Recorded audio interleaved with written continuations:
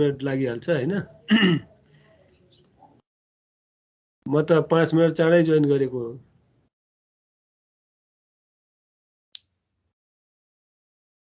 ल अब आउँदै गर्लान् मैले चाहिँ Ashutosh are you ready sir नत्र मै गर्छु सर फर्स्टमा न न अब माथिबाटै भनौ आशुतोषबाटै गरौ सर रेडी छु ओके ल मैले तिमीलाई प्रेजेन्टर बनाए है त ल हुन्छ सर ओके ल एकैछिन है सर एकैछिन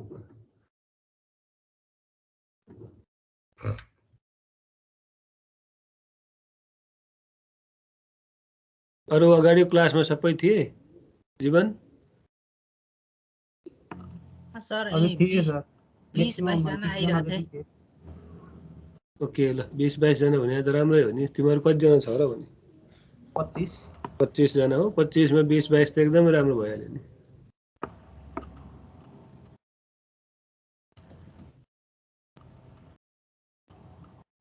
ल अरु जसको अलिअलि त्यहाँ मिलाउनु पर्ने छ मिलाइहाल म सुरु गरौँ सर मेरो रेडी मैले आशुतोषलाई भनेको अब उसको के भयो सर गर्दा हो सर एकैछिन खोले सबै अब गर्छ सुरु गर्छ मलाई गर्दै पनि हुन्छ म गरिहाल्थे न ठिक छ अब पालै पारौँ आशुतोष त्यसपछि जीवन है हस् सर जीवन पछि फेरि महेश पछि अनि त्यसपछि मनीष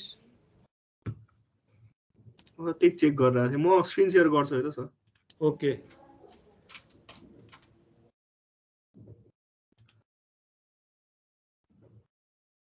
कञ्चन पनि बल्ल कल गरेर आउनु पर्ने भयो जिन्दगी बडो बेहाल पो छ त देखियो सर आउँदैछ ल देखियो ल सुरु गरेँ त मैले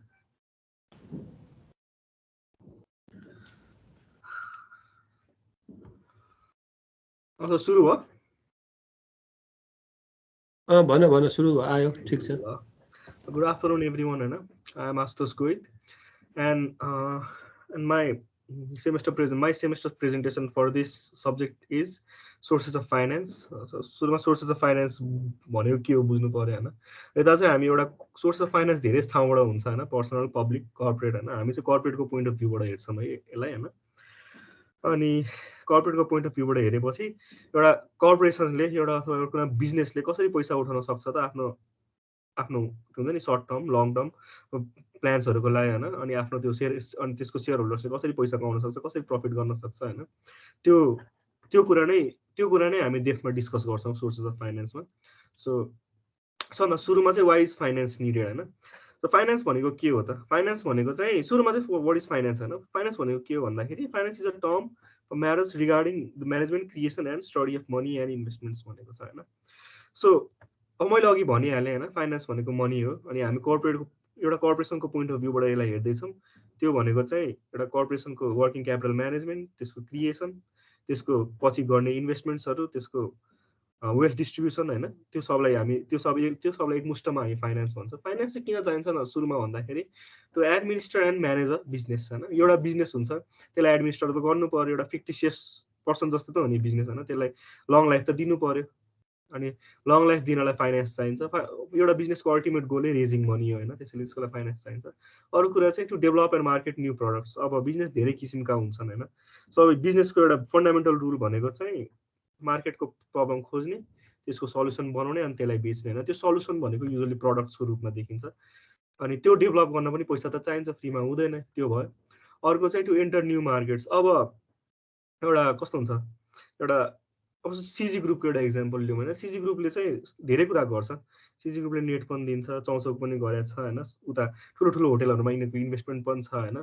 सो एउटा कर्पोरेसन छ सीजी ग्रुप भन्ने एउटा फ्यामिली छ हैन त्यो डिफरेन्ट मार्केटमा छिर्नलाई पैसा त चाहिन्छ नि सो त्यही हो यो पनि हैन अनि अर्को चाहिँ starting and expanding and business यो त मेन भइहाल्यो हैन एउटा बिजनेसको अघि मैले भने जस्तै मेन गोलै आफ्नो लाइफलाई बढाउनु हो अनि त्यसको लागि पनि फाइनान्स चाहिन्छ अब अर्कोमा जाउँ हैन फाइनान्स इन ब्रिफ ल त्यसो अब एउटा कर्पोरेसनको पोइन्ट अफ भ्यूबाट फाइनान्स भनेको के हो त broad description of study and system of money investment and other financial instruments भनेको छ अब यताबाट हामी विभिन्न सब क्याटेगोरिजमा जान्छौँ फाइनान्सको हैन त्यसको ब्रोड डिस्क्रिप्सनमा जान्छौँ अनि it can be divided broadly into 3 distinct categories public finance corporate finance and personal finance यसको बारेमा अलिकति कुरा म अर्को क्लिपमा गर्छु अनि more recent sub categories of finance include social finance and behavioural finance अब यो पनि यिनीहरू पनि फाइनेन्सको एउटा पार्टहरू हुन् होइन अब अहिले सोर्सेस अफ फाइनेन्स मैले यो बुझाइराख्नुपर्छ जस्तो त लाग्दैन तर बेसिकमा भन्दाखेरि सोसल फाइनेन्स भनेको चाहिँ के हो भन्दाखेरि फाइनेन्स के अरे नयाँ अपर्च्युनिटी बनाउने फिलान्थ्रोपीको पोइन्ट अफ भ्यूबाट फिलान्थ्रोपी भनेको चाहिँ अब जस्तो फिलान्थ्रोपी भनेको चाहिँ दान दिने यताउता होइन त्यो अनि creating new opportunities with philanthropy for lasting social change होइन सोसल चेन्जको लागि युज गर्ने सोसल चेन्जलाई युज गर्ने त्यो फाइनेन्सहरू क्रिएट गर्ने अनि त्यो फाइनेन्सबाट आउने अपर्च्युनिटीलाई सोसल फाइनेन्स भन्छ बिहेभियरल फाइनेन्स भनेको चाहिँ हामीले अस्ति CM2मा पढेको हौँ 5th सेमेस्टरमा होइन अलिकति हेरेर हौँ बिहेभियरल फाइनेन्सले चाहिँ त्यसमा चाहिँ बिहेभियरल फाइनेन्स एउटा इन्भेस्टमेन्ट हुन्छ नि बिहेभियरल फाइनेन्स चाहिँ बेसिकली एउटा सोसाइटीको फाइनेन्सप्रतिको साइकोलोजी हो होइन त्यो चाहिँ इन्भेस्टमेन्टमा पनि पछि काम लाग्छ होइन सो एउटा त्यो भयो अब टाइप्स अफ फाइनेन्सेसमा जाउँ अघिले भनिहालेँ एउटा पब्लिक फाइनेन्स हुन्छ अर्को पर्सनल फाइनेन्स हुन्छ एउटा पब्लिक फाइनेन्स हुन्छ पब्लिक फाइनेन्स भनेको चाहिँ कस्तो हो भन्दाखेरि पब्लिक फाइनेन्स भनेको चाहिँ जस्तो कस्तो भन्ने एक्जाम्पल दिएर बुझाउँछ पब्लिक फाइनेन्समा ट्याक्सिङ हुन्छ स्पेन्डिङ हुन्छ बजेटिङ हुन्छ डेप्ट इस्युइङ पोलिसी हुन्छ होइन पब्लिक फाइनेन्सले के गर्छ भन्दाखेरि यस्तो कुराहरूले कसरी गभर्मेन्टले सर्भिसको लागि पे गरेर पब्लिकलाई त्यो सर्भिस अभाइलेबल गर्छ त्यो भनेको पब्लिक फाइनेन्स हो होइन मैले एक्जाम्पल दिइहालेँ अर्को चाहिँ पर्सनल फाइनेन्स भयो पर्सनल फाइनेन्स भनेको चाहिँ सेल्फ एक्सप्लानेटरी छ होइन personal finance is specific to an individual situation and activity भनेको सो आफूमा युज हुने फाइनेन्स भने पर्सनल फाइनेन्स हो होइन पर्सनल फाइनेन्सको इक्जाम्पल्सहरू चाहिँ के भयो भन्दाखेरि अब होइन पर्सनल फाइनेन्सको मेन गोल भनेको चाहिँ के भन्दाखेरि मान्छेको अर्निङ त्यसको लिभिङ रिक्वायरमेन्ट गोल्स डिजायर्समा पर्सनल फाइनेन्स इफेक्ट हुन्छ होइन सो अर्को त्यो भयो अनि अर्को चाहिँ के छ भन्दा अर्को चाहिँ हामीले हेर्ने भने कर्पोरेट फाइनेन्स होइन यो चाहिँ financial activities related to running a corporation हो सो यसलाई नै हामी पछि अहिले अगाडि बढाउँदै जान्छौँ होइन सो यसमै हुन्छ हाम्रो बन्ड हुन्छ स्टकहरू हुन्छ होइन रेजिङ क्यापिटलहरू सबै यसमै हुने हो होइन अहिले हामी हेर्छौँ त्यसलाई सो अब सोर्सेस अफ फाइनेन्समा जाउँ होइन अब सरले हामीलाई अब यसको क्याटेगोराइजेसन धेरै छ होइन त्यसैले मैले यता स्ट्यान्डर्ड क्याटेगोराइजेसन भनेर नि लेखेको छु यसको क्याटेगोराइजेसन धेरै छ हामीलाई सरले पढाउनु भएको क्याटेगोराइजेसन चाहिँ एउटा सर्ट टर्म मिडियम टर्म र लङ टर्म फाइनेन्स हो होइन सर्ट टर्म फाइनेन्स भनेको यो तिनैवटा सेल्फ एक्सप्लेनेटरी छ सर्ट टर्म भने युजली 1 वर्षभन्दा मुनिको गोल्सहरू कम्प्लिट गर्न उठाउने फाइनेन्सलाई भन्छ मिडियम टर्म भने अलिकति बढी भयो लङ टर्म भने चाहिँ एकदमै बढी हुन्छ होइन एकदम बढी टाइमको लागि मेबी 30 इयर्स 40 इयर्स होइन कम्पनीको अब कतिसम्म छ त भनेर अब सुरुमा चाहिँ हामी लङ टर्म फाइनेन्स हेर्छौँ होइन अब लङ टर्म फाइनेन्सको किन चाहिन्छ त टु फाइनेन्स द फिक्स्ड एसेट्सहरू हुन्छ कम्पनीको त्यसलाई फाइनेन्स गर्न चाहिन्छ अर्को चाहिँ finance the permanent part for the working capital कम्पनीलाई त वर्किङ क्यापिटल चाहिन्छ होइन अनि लामो समयसम्म हुने इम्प्लोइजहरूदेखि लिएर लामो लाइफ भएको मसिन्सहरूलाई पनि मेन्टेन गरिराख्न पनि चाहिन्छ होइन एक्जाम्पलमा चाहिँ अर्को चाहिँ के छ भन्दा केमा के अरे लङ टर्म फाइनेन्स केमा डिपेन्ड हुन्छ भन्दा nature of business nature of goods produce र टेक्नोलोजी युज यो दुईटा के भन्छ यो दुईटा त्यसको युज केमा युज हुने र किन युज हुने चाहिँ पछि सर्ट टर्म र मिडियम टर्म पनि उस्तै नै हुन्छ अहिले भनिदिइराखेँ होइन र सुरुमा जाउँ मैले चाहिँ अहिले लङ टर्ममा बुझाउनलाई 3वटा त्यसको सब क्याटेगोरी लिएको छु होइन यो 3वटा बुझाउँछु यो 3वटा बुझाएर सबै मैले 3-3वटा राखेको छु होइन टाइम धेरै नजाओस् भनेर सो यो सुरुमा अनि यसमा चाहिँ के छ भन्दा सेयर क्यापिटल छ मैले बुझाउने डिभेन्चर छ र लङ टर्म टर्म लोन्स भन्ने छ है सो सुरुमा चाहिँ सेयर क्यापिटल भनेको के हो भन्दा capital of a company is divided into small units. Each unit is called share. The issues of share is main source of long-term finance. Shares are issued by joint stock companies to the public.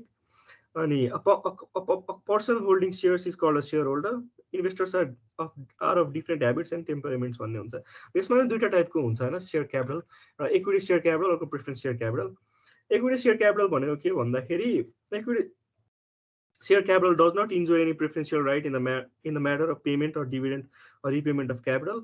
And यसमा fixed rate dividend हुँदैन अनि equity share पाउने मान्छेले जसले पैसा दिन्छ त्यो कम्पनीले शेयर इस्यु गर्दाखेरि equity share पाउने मान्छेले चाहिँ त्यो कम्पनीको म्यानेजमेन्ट पनि हात हाल्न पाउँछ equity shareले चाहिँ बढी रिस्क बेयर गर्छ हैन यो त अफकोर्स त्यो भइरै हाल्यो अर्को छ हाम्रो प्रेफरेन्स शेयर क्यापिटल भनेको चाहिँ यसमा चाहिँ डिभिडेन्ड फिक्स रेटमा पाउँछ हैन उसले शेयर होल्डर्सहरूले अनि त्यसपछि अनि यसमा चाहिँ के हुन्छ भन्दाखेरि शेयर्सहरू सेफ हुन्छ अनि प्रिफरेन्स शेयर होल्डरले चाहिँ डिभिडेन्ड रेगुलरली पाउँछ हैन यसको त्यो यसको फिचर्सहरू भनेको अर्को छ डिबेन्चर हैन अब डिबेन्चर भनेको के हो भन्दाखेरि debenture is a medium to long term डेब्ट instrument use by large companies to borrow money at a fixed rate of interest हुन्छ यो पनि युजली पब्लिकलाई नै इस्यु गर्छ डिबेन्चर पनि हैन डिबेन्चरले चाहिँ कस्तो हुन्छ भन्दाखेरि लङ टर्म हुन्छ हैन 20 वर्षको हुन्छ 30 वर्षको 10 वर्षको डिबेन्चर हुन्छ हैन अनि फिक्स्ड रेट अफ इन्ट्रेस्टमा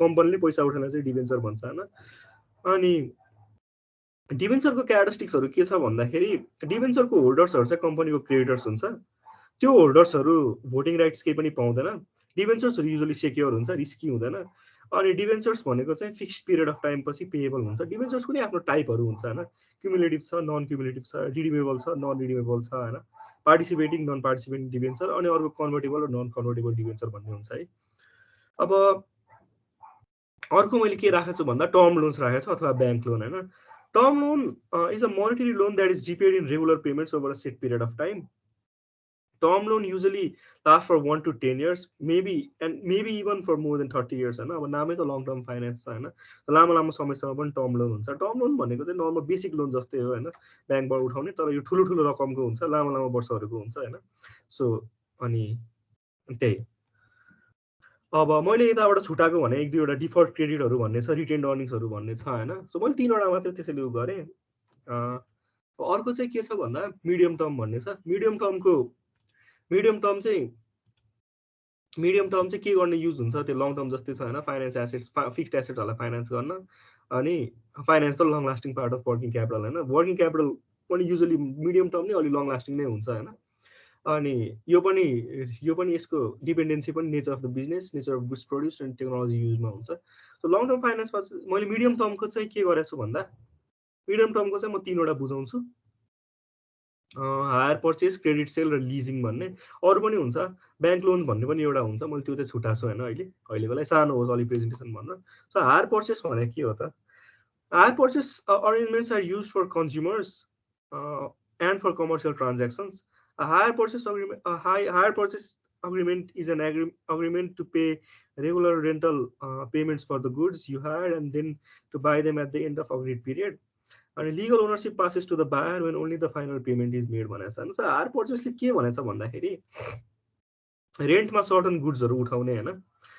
अनि त्यसपछि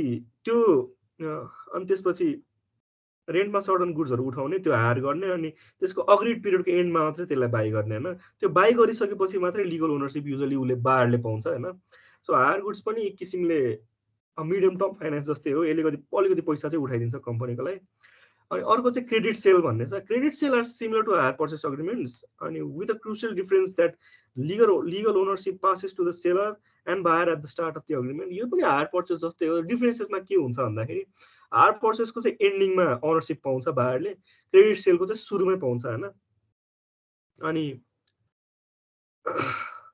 अर्को छ लिजिङ भनेको के हो भन्दा leasing is used by the companies to obtain the use of machines property and vehicles. A key distinction between leasing and credit sales or a hire purchase agreement is that legal ownership doesn't change hands at all. There is no sales and no purchase हैन यो चाहिँ basic rent जस्तै हो हैन यो चाहिँ कस्तो भन्दा एउटा अग्रिमेन्ट हुन्छ अनि लिजमा अर्कोसँग सर्टन कुराहरू उठाउने सो यसमा चाहिँ हायर पर्चेस र क्रेडिट सेल जस्तो चाहिँ ओनरशिप चाहिँ ट्रान्सफर हुँदैन यो चाहिँ हामीले गर्ने बेसिक रेन्ट जस्तै हो हैन अर्को छ सर्ट टर्म फाइनान्स अब सर्ट टर्म फाइनान्स के को लागि हुन्छ त्यो पनि भइहाल्यो अनि एउटा डिफरेन्स चाहिँ के छ भन्दाखेरि रिसिभेबल्स र इन्भेन्टरीमा सर्ट टर्म फाइनान्सलाई फाइनान्स गरिन्छ अर्को चाहिँ सर्ट टर्म फाइनान्स डिपेन्ड हुनेको भने अफकोर्स सेम नै हो लङ टर्म र मिडियम टर्म जस्तै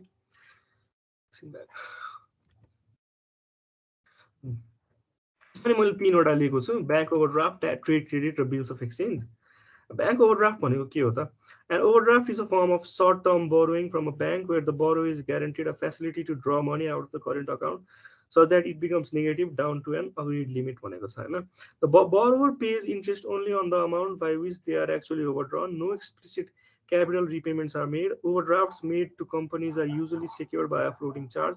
Interest rates are almost always variable, often on a daily basis. The interest changed on an overdraft will usually be higher than on a loan of equivalent amount. However, an overdraft is more flexible and borrower pays interest only on the amount of the facility that is actually used. The borrower does not have to use the facility भनेको छ. So overdraft भनेको के भन्दाखेरि उसको डेफिनेसनले आफैलाई मजाले explain गर्छ हैन. एउटा सर्ट टर्म बोरोइङ क्या ब्याङ्कबाट, जुनमा बोरोवरले त्यो पैसा उठाइराख्ने एउटा फेसिलिटी पाउँछ. एउटा के भन्छ ब्याङ्कसँग एउटा कम्पनीले एउटा अग्रिमेन्ट बनाएको हुन्छ, त्यो लिमिटसम्म चाहिँ पैसा लिन पाउँछ हैन. सो त्यो युजुअली सर्ट टर्म लिमिट हुन्छ, त्यसैले त्यो सर्ट टर्म फाइनान्स भित्र पर्छ हैन. अर्को चाहिँ ट्रेड क्रेडिट भन्ने छ. ट्रेड क्रेडिट चाहिँ के हो भन्दाखेरि trade credit is an agreement between a company and one of its suppliers to pay for goods or services after they have been supplied भनेको छ हैन. A trade credit is available from almost all suppliers to goods and services to their business customers.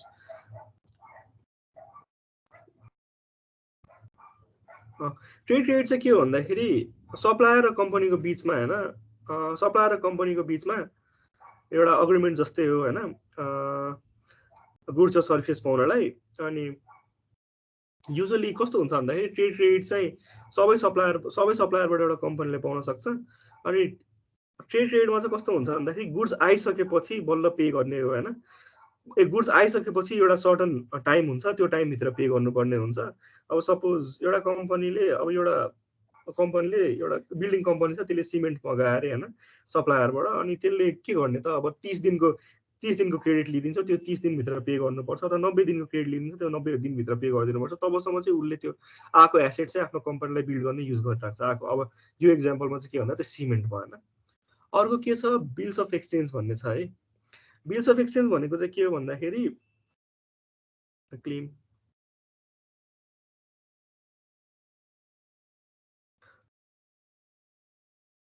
ल. A bill of exchange is effectively a claim to the amount owed by a purchaser of goods on credit and may be accepted by a bank. This means that a bank guarantees payment against the bill to whomever holds the bill at maturity. The bill can then be sold to raise a short-term finance भनेको छ हैन. अब यसमा कस्तो छ भन्दाखेरि नाममै छ, bills of एक्सचेन्जको नाममै छ हैन. यो सर्टन पैसा ब्याङ्क अथवा ब्याङ्कमाथि क्रेडिट राखेको हुन्छ हैन. अनि त्यसपछि ब्याङ्कले चाहिँ के गर्छ भन्दाखेरि त्यो पेमेन्ट जसले बिल होल्ड गरिरहेको छ तबसम्म मच्योर हुने गरी पे गरिदिन्छ हैन. अनि त्यो आएको बिल चाहिँ फेरि बेच्न सकिन्छ एउटा सर्ट टर्म मनी रेज गर्नलाई. त्यो हो बिल्स अफ एक्सचेन्ज हैन. अब यसको एउटा कमर्सियल पेपरहरू भन्ने पनि हुन्छ, मैले त्यो अहिले छोडेको छु हैन. अब हामी के गरौँ भन्दा अब यसको अलिकति उसमा जाउँ. अब चाहिँ के हो भन्दा एउटा समरी जस्तै भयो हैन. सो किन चाहियो त, फाइनान्स किन चाहिने रहेछ त? सुरुमा चाहिँ मनी जेनेरेट गर्न भयो हैन, यो सेल्फ एक्सप्लेनेटरी छ. अर्को अर्गनाइज अपरेसन्स हैन. अब त्यो पैसाले बिजनेसको सबै पछिसम्म हुने अपरेसन्सको लागि पनि त्यो क्यास चाहिन्छ. अनि क्यास फ्लो म्यानेज गर्नलाई क्यासै भएन भने त क्यास फ्लो कसरी म्यानेज गर्नु हैन. फन्डिङ स्ट्राटेजाइज गर्नलाई चाहियो हैन. अर्को लङ टर्म गोल्सहरू कम्पनीको लङ टर्म गोल्सहरू आउटलाइन गर्नलाई नि फाइनान्स चाहिन्छ. फाइनान्स नभए त एउटा कम्पनीले आफ्नो गोल्सहरू त सेट गर्न पाउँदैन नि त. अनि इकोनोमिक डाउनटर्न पनि सर्भाइभ गर्ने फाइनान्स चाहिन्छ. कम्पनीले मजाले प्रफिटमा छ, राम्रो इन्कम छ भने अब इकोनोमिक डाउनटर्नहरू हुँदा अथवा कुनै मार्केट क्रास हुँदा अथवा पेन्डेमिक नै आउँदा सर्भाइभ गर्न सक्छ कम्पनीले. अब मैले एउटा सर्वे भन्दा नि मेरो नजिकको एउटा कम्पनीको गरेको थिएँ हैन. तिनीहरूले दिएको डेटा अनुसार चाहिँ मैले पाएको त्यो कम्पनीको चाहिँ 86% पैसा लङ टर्म थियो, 75% मिडियम टर्म थियो हैन. मिडियम टर्म भन्नु त तिनीहरूले तोकिदिएको थिएन, तर अब सर्टले दिएको हामीलाई त्यो सब क्याटेगोरी अनुसार चाहिँ त्यो मिडियम टर्ममा पनि 60% चाहिँ सर्ट टर्म थियो हैन. अनि त्यो कम्पनी चाहिँ राम्रै प्रफिटमा थियो, राम्रो इन्कममा थियो हैन. सो त्यो अनुसार चाहिँ के बुझ्यो भन्दा लङ टर्ममा फोकस गर्नुपर्छ भन्ने बुझ्यो, लङ टर्म फाइनान्सिङमा फोकस गर्नुपर्छ भन्ने बुझ्यो. Sir thank you Ashutosh, thank you very much. र लास्टमा चाहिँ जुन तिमीले एउटा रिपोर्टको बेसिसमा भन्यो, अलिकति त्यसलाई बढी चाहिँ एक्सप्लेन गरे भए बेटर हुन्थ्यो है. किनभने कम्पनीको नामै लिएर त्यसका विभिन्न चाहिँ कन्क्लुजनहरू के आएको थियो त्यसको बेसिसमा भने भए बेटर, एकदमै better. Thank you very much, एकदमै राम्रो प्रेजेन्ट गर्यौ।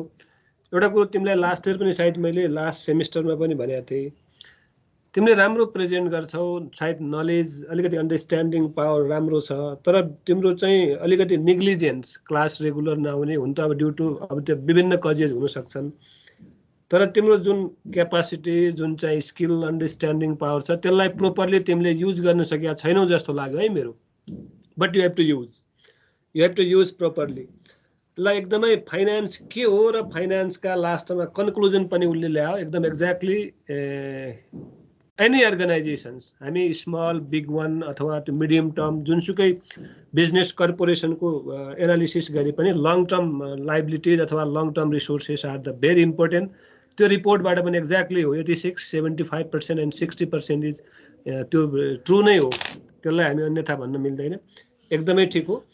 र अलिकति तिमीले कन्फ्युज भयो, अस्ति पनि मैले क्लासमा यो कसले प्रेजेन्ट गरेको थियो सायद त्यहाँ। पब्लिक फाइनेन्स भनेको is the finance of government, clear हुने सबैले, डाउन त्यो कन्फ्युज नहुने।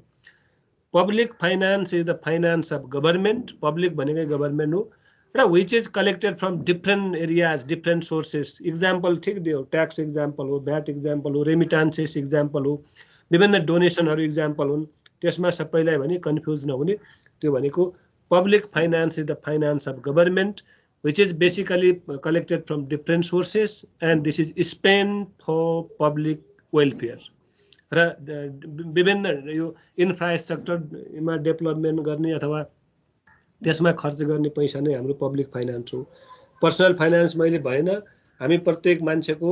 र एउटा राम्रो कुरो के भन्यो भने हामी बिजनेस म्यानेजमेन्ट अथवा बिजनेस कम्पनीमा पढ्दैछौँ र कर्पोरेट पोइन्ट अफ भ्यूले हामीले एक्सप्लेन गर्ने हो, एकदमै राम्रो हो तिमीले भनेको ठिक। अब युज अफ फाइनेन्स मैले भने र अलि अर्को कन्फ्युज भयो, तिमी हुन त पछि एक्सप्लेन गर्यौ तर कन्फ्युज भएको।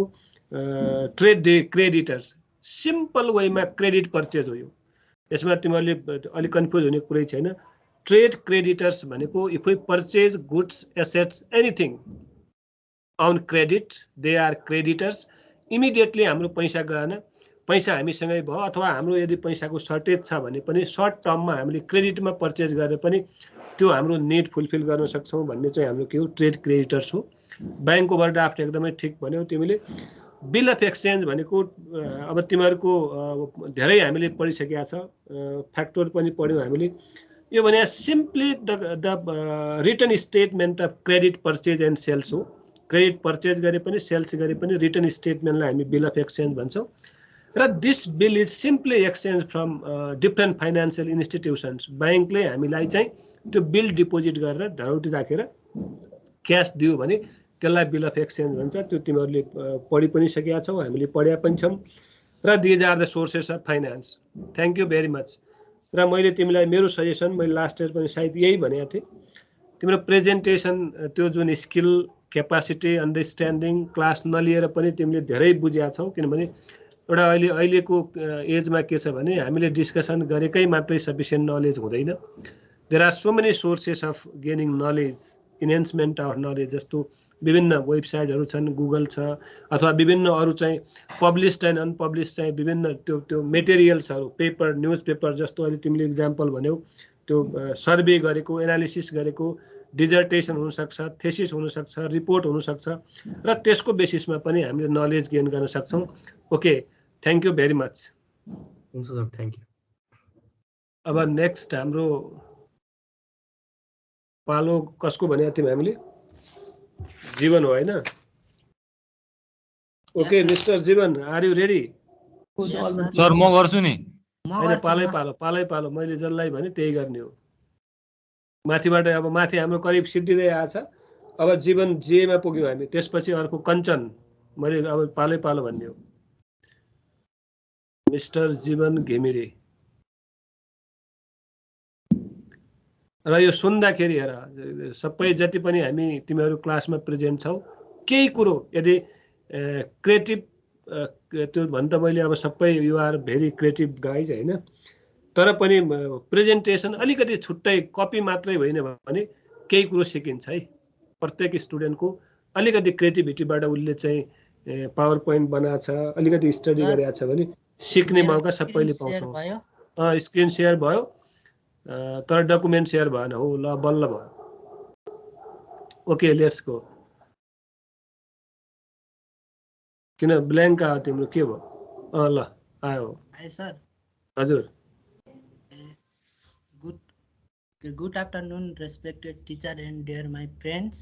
मेरो टपिक चाहिँ ट्याक्सेसन हो। अब चाहिँ यसो ट्याक्सेसनमा चाहिँ अब टेबल अफ कन्टेन्टमा हेर्दा इन्ट्रोडक्सन, अब्जेक्टिभ, इम्पोर्टेन्स, अनि types, canine of tax, double taxation, current situation of taxation in Nepal, अनि कन्क्लुजन। यो चाहिँ टेबल भइहाल्यो। अब हाम्रो चाहिँ इन्ट्रोडक्सन पार्टमा चाहिँ अब generally tax are the primary source of revenue for most government. Tax भनेको चाहिँ main source of main source of government नै हो। अनि पछि the act of levying taxes is called taxation. Taxes is a compulsory charges of fee imposed by government on individuals or corporation. Taxes चाहिँ अब के अरे कम्पनी होस् कर्मचारी होस् अनि पछि एउटा चार्ज गरे के अरे गभर्मेन्ट अन इन्डिभिजुअल कर्पोरेसन एउटा रुल हुन्छ। त्यो रुल रेगुलेसन हुन्छ। त्यो चाहिँ ट्याक्स के अरे गभर्मेन्टलाई चाहिँ तिर्नै पर्छ। It is a kind or money which it is a legal duty of every citizen of the country to pay honestly. अब यो भनेको चाहिँ सबै मान्छेहरूले के अरे उमा गभर्मेन्टमा भइसकेपछि एउटा तिर्नुपर्ने दायित्व एउटा लिगल इन्टिटी हो। अनि taxes are levied in almost every country of the world के अरे primarily to raise revenue for government expenditure although they serve other purpose as well. अब यो चाहिँ गभर्मेन्टले चाहिँ एक्सपेन्डिचर गर्नको लागि सरकारी स्कुल, सरकारी हस्पिटल खोल्नको लागि, सरकारी अफिस खोल्नको लागि चाहिँ यो एक्सपेन्डिचर के अरे खर्चहरू गर्छ रेभेन्यूबाट चाहिँ। अब के यो भनेको मिनिङ अफ ट्याक्सेसन भनेको अनि मैले भनिहालेँ, system of raising money of finance government. All government require payment of money taxes from people. Government use tax revenue to pay tax soldiers and police to build dams and roads, to operate the school, hospital बनाउनको लागि, to provide the food to the poor and medical care to the medical and for hundreds of the other purpose. धेरै पर्पजका लागि चाहिँ यो तिरिन्छ। Without taxes to fund its activities government could not exist. अब taxes अब के अरे सरकारमा इन्कमै भएन भने अब एक्टिभिटिजहरू कुनै पनि हुँदैन। Taxation is the most important source of the revenue for the modern governments typically account for 90% of their income. अनि पछि अब्जेक्टिभ अफ ट्याक्सेस भनेको चाहिँ अब राइजिङ रेभेन्यूहरू, अब सोसियल सर्भिस गर्नका राइजिङ रेभेन्यूभित्र के पर्छ भन्दा अब राइजिङ रेभेन्यू भन्नाले अब social service promote economic development गर्नको लागि चाहिँ राइजिङ रेभेन्यूको चाहिँ आवश्यकता पर्छ। अब regulation of consumption and production, यो भनेको चाहिँ अब यो युज गरेर सर्टेन गुड्स एन्ड सर्भिस लिन सकिन्छ। अनि पछि रिडक्सन इन्कम इनइक्वालिटिज भनेको चाहिँ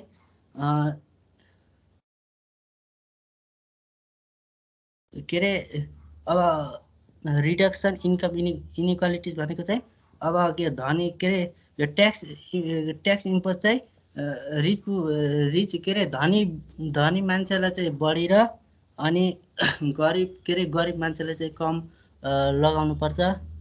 अनि प्रमोटिङ अफ क्यापिटल इन्फर्मेसन, अब यसको प्रोडक्सन अब के एउटा प्रोडक्सन एन्ड क्यापिटल फर्मेसनका लागि चाहिँ युज गरिन्छ। अनि डेभलपमेन्ट एन्ड ब्याकवर्ड रिजनहरू, अनि insuring price stability, reduce unemployment, remove regional डिस्पेरिटिज।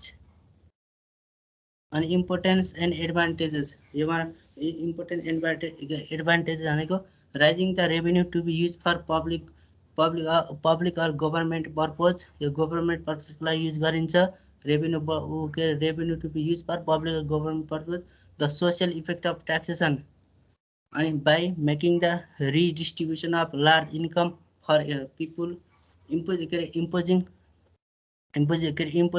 large taxes for unfavorable activity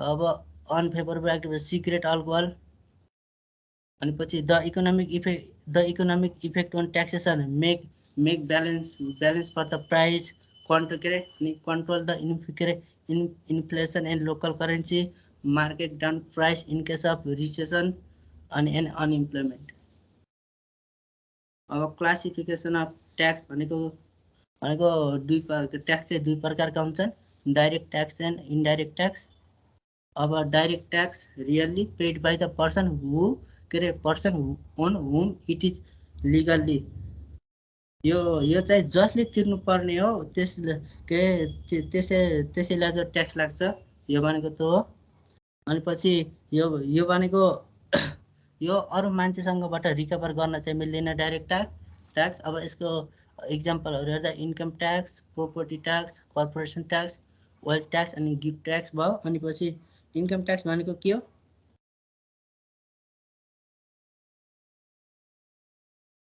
अब जुन पैसा कमाउँछ त्यो पैसा हामीले नै खर्च गर्छौँ त्यसैलाई चाहिँ इन्कम ट्याक्स भनिन्छ अनि यो बेचेको पैसामा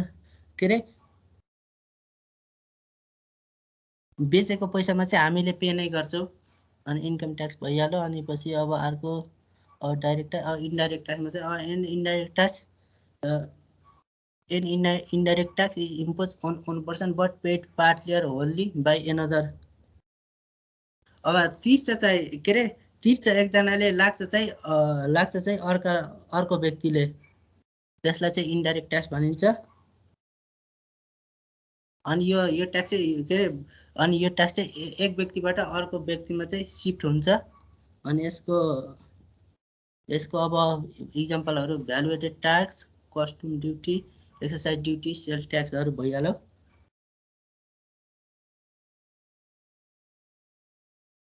अनि अब इन्डाइरेक्ट ट्याक्स भइहाल्यो अब अर्को छ क्यानन्स अफ ट्याक्सेसन यसलाई प्रिन्सिपल अफ ट्याक्स सिस्टम पनि भन्छ अब हामीले चाहिँ चारवटा चाहिँ पढेका छौँ canon of equality canon of certainty canon of convenience canon of economy अब क्यानन अफ इक्वालिटी भनेको के हो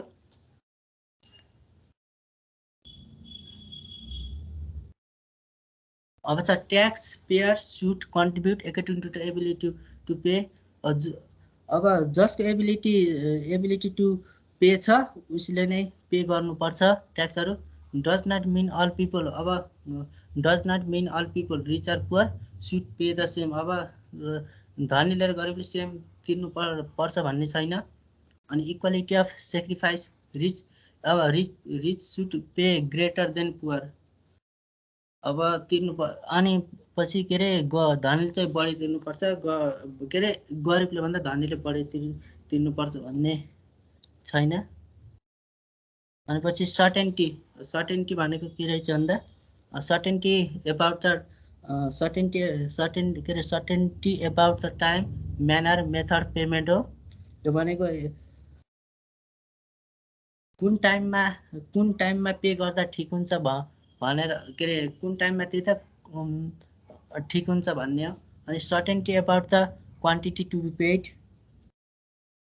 अनि provides greater confidence to the government about its estimates अनि यो चाहिँ कति फेर उठ्छ रेभेन्यू भन्ने कुरा गभर्मेन्टलाई कन्फिडेन्स चाहिँ हुनुपर्छ taxpayers feel certain about their budget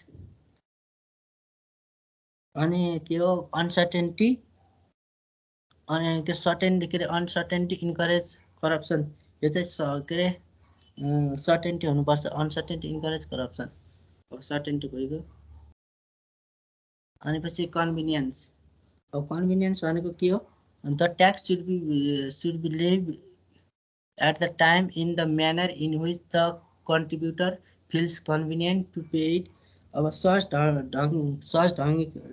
ढङ्गले तिर्नु पर्यो। The payer will pay at the proper time without remainder delay. अनि person drawing monthly salary like to pay at the time salary every month. अब ऊ ट्याक्सहरू तिर्दा every मन्थमा चाहिँ के अरे salary आउँदा बित्तिकै तिर्दा राम्रो हुन्छ। कन्भिनियन्स। अब इकोनोमी भनेको के चाहिँ cost of tax collection should be small in proportion to will tax लिने दिने के अरे प्रोडक्टिभिटी योभन्दा कस्ट कम हुनुपर्छ। बढी भयो भने अनइकोनोमी हुन्छ। अनि के हुन्छ the tax the must not obstruct the process of economic growth development. के अरे इकोनोमिक ग्रोथलाई चाहिँ ह्याम्पर गर्नु चाहिँ भएन। Contrary to this principle regard as costly and uneconomical. Economical डेभलपमेन्टलाई अब्स्ट्र्याक्ट गर्छ भने त्यो अनइकोनोमिकल हो। अब भ्यालु एडेड ट्याक्स भ्याट भनेको के हो? Value added tax in Nepal VAT is indirect tax for consumption of goods and services. It is based on the value added to a product at each stage of production and distribution. खास गरी चाहिँ यो VAT भनेको चाहिँ अब हामीले चाहिँ आफूले अर्को व्यक्तिलाई केही कुरा थपेर दिन्छ भने त्यसमा लाग्ने जति कुरा एड भयो त्यसलाई चाहिँ भ्याट भनिन्छ हाम्रो चाहिँ। जस्तै अब एउटा कम्पनीबाट अब मोबाइल किन्यो 1 लाखमा अनि पछि हामीले अरू मान्छेलाई पसलमा ल्याएपछि अरू कस्टमरलाई बेच्दा चाहिँ अब हामीले यता कमिसन भयो 1,10,000 मा बेच्यौँ भने त्यो 10,000 चाहिँ त्यो भ्याट भयो। अनि पछि अब के फिचर अफ भ्याटहरू to increase the area of tax increase the government revenue. खास गरी चाहिँ आयकरबाट सरकारले पैसा चाहिँ आउँदैन के अरे पैसा आउँदैन त्यसको 3 गुणा धेरै थोरै चाहिँ ट्याक्स भ्याटबाट आउँछ। To decrease the rate of tax by expanding the area of tax to encourage the self assessment of tax system to establish the transaction of tax payer. अनि अर्को चाहिँ छ to make the legal system clear and transparent. यो चाहिँ transparent हुनुपर्छ to avoid the administrative difficulties.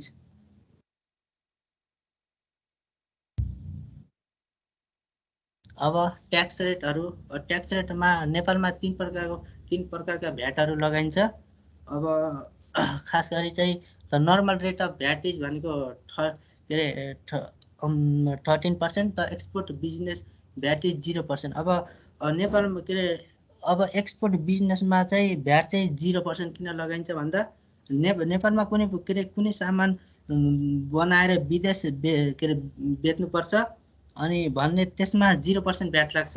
नेपालबाट कुनै export गरियो भने त्यसमा 0% भ्याट लाग्छ। सपोज मैले यहाँ नेपालमै व्यवसाय गरेर दुबईको कुनै पनि कम्पनीलाई कुनै ट्रेनिङ दिए भने त्यो कम्पनीले मलाई पे गर्छ के अरे पैसा पे गर्छ भने त्यसमा मैले भ्याट बिल काट्छु तर त्यसमा भ्याट चाहिँ 0% भनेर लेखेको हुन्छ। यति हामीले त्यसमा भ्याट लगाइयो भने अब अरू जस्तै अरू कन्ट्रीसँग हामीले कम्पिट गर्न सक्दैनौँ बिजनेसहरू। त्यही भएर नेपालबाट सामान एक्सपोर्टै हुँदैन अरू देशबाट लान्छ। त्यही भएर हामीले भ्याटमा एक्सपोर्ट बिजनेसमा चाहिँ भ्याट 0% लगाउँछौँ। अनि पछि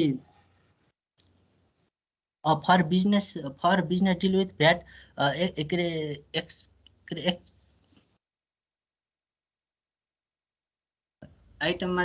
एक्सट्रिम आइटममा चाहिँ नो भ्याट भन्नाले अब जस्तै अब जस्तै धान चामलहरू कुनै पनि कृषि व्यवसाय गरेको छ भनेपछि त्यसमा हामीले के अरे भ्याट चाहिँ लाग्दैन यसमा चाहिँ। अब हामीले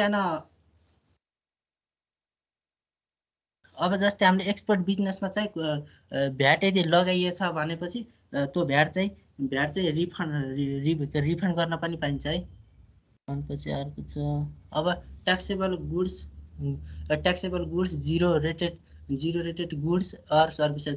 ट्याक्सेबल गुड्स भनेको अहिले भनिसक्यो taxable goods include or goods and services other than zero rated goods and VAT extreme goods and services. Zero rated goods and services भनेको good exported from Nepal, services to be supplied to the person outside Nepal, goods and services imported by the person or mission enjoying diplomatic privilege, and own sale of raw material and goods manufactured by the industries established in the special economic zone. And raw material मा पनि ऊ लाग्दैन, ट्याक्सहरू लाग्दैन, zero rated goods and services भइहाल्यो।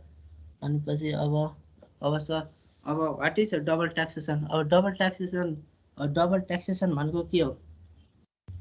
के भन्छ double taxation is a tax principle referring to income taxes paid by twice on the same source of income. It can occur when income is tax at both corporate level and personal level. अब चाहिँ source of इन्कममा चाहिँ यो के अरे दुई पटक tax लाग्छ। अनि पछि यो चाहिँ अब इन्टरनेसनल पनि हुन्छ, अनि पछि नेसनल वाइज पनि हुन्छ। अनि पछि अब इन्टरनेसनली भन्नुपर्दा अब टु डिफ्रेन्ट कन्ट्रिजमा चाहिँ एउटा मेरो बिजनेस छ अरे, जस्तै एउटा मेरो बिजनेस युकेमा छ अरे, अनि पछि एउटा मेरो बिजनेस अनि नेपालमा नि छ अरे। अब मलाई बिजनेस के अरे युकेमा नि ट्याक्स लाग्ने भयो, नेपालमा पनि ट्याक्स लाग्ने भयो, अनि बिजनेस गर्दा त्यो भइहाल्यो डबल ट्याक्सेसन। अनि पछि अब डबल ट्याक्सेसन इज अल्सो अगर international trade and investment when the same income in tax in two different countries, यो भनिहालेँ मैले। अनि डबल ट्याक्सेसन, अब यो डबल ट्याक्सेसनमा मैले एउटा बनाएको छु। डबल ट्याक्सेसन इज के अरे imposition of two or more taxes on the same income, assessed or any financial transaction in different countries. अनि पछि यसको double taxation across mainly due to overlapping tax laws and regulation of countries where an individual does business. यसको इक्जाम्पलहरू मैले अहिले यही भनिसकेको छु। when an Indian businessman makes a profit or same taxable gain in another country, he may be required to pay tax on the income in India as well as in country in which the income was made. अब capital gain tax भनेको चाहिँ अब लगानीबाट हुने नाफामा लगाउने tax हो, जुन लगानी बेच्दा लाग्ने होस्। The capital gain tax is लेभी on the profit from an investment that is incurred when the investment is sold. मैले भनिसकेँ when stock shares or any other taxable assets are sold, the capital gain tax profit are referred to having been realized. The tax does not apply to unsold. अब tax चाहिँ unsold इन्भेस्टमेन्टमा चाहिँ unrealize capital gain चाहिँ हुँदैन। Stock shares will not incur taxes until the they are sold, no matter how long the shares are held or how much they increase in value. अनि capital gain tax is due only after the investment is sold. बेचेपछि मात्र बल्ल capital gain tax चाहिँ लाग्छ। अनि capital gain tax apply only to capital assets. अब के include हुन्छ भन्दा stocks, bond, jewellery, coin collection and real estate. अनि for most tax payer long term gains are taxes at a lower rate than the short term gains. Long टर्ममा चाहिँ बढी लाग्छ than the अब सर्ट टर्म भन्दा capital gain tax चाहिँ। अब छ income tax rate in Nepal for unmarried individual. अब चाहिँ एनुअल इन्कममा चाहिँ अप टु 4 लाखमा इन्कम ट्याक्स रेट 77-78 को अनुसार 1% लाग्छ। एडिसनल 1 लाखमा चाहिँ 10% लाग्छ। एडिसनल 2 लाखमा चाहिँ 20% लाग्छ। एडिसनल 13 लाखमा चाहिँ 30% लाग्छ। एडिसनल अब ट्याक्स अब 20 लाखभन्दा बढी भयो भने 36% लाग्छ। अब चाहिँ म्यारिड कपलको लागि नि अब म्यारिड कपलको लागि एनुअल इन्कम अप टु अब 4.5 लाखमा चाहिँ 1% लाग्छ। फर एडिसनल 1 लाखमा चाहिँ 10%, 2 लाखमा चाहिँ 20%, अनि पछि 12,50,000मा के अरे 12.5 लाखमा चाहिँ 30%, अनि एडिसनल ट्याक्स अब 20 लाखभन्दा माथि भयो भने 36% लाग्छ ट्याक्स रेट इन नेपाल। अनि पछि थ्याङ्क यू सर।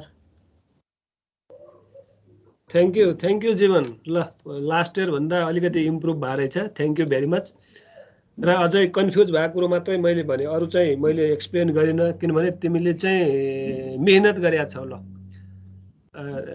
बनाउने मेहनत अब लास्ट इयर भन्दा प्रेजेन्ट गर्ने वे पनि अलिकति राम्रो सुध्रिँदै गएको छ।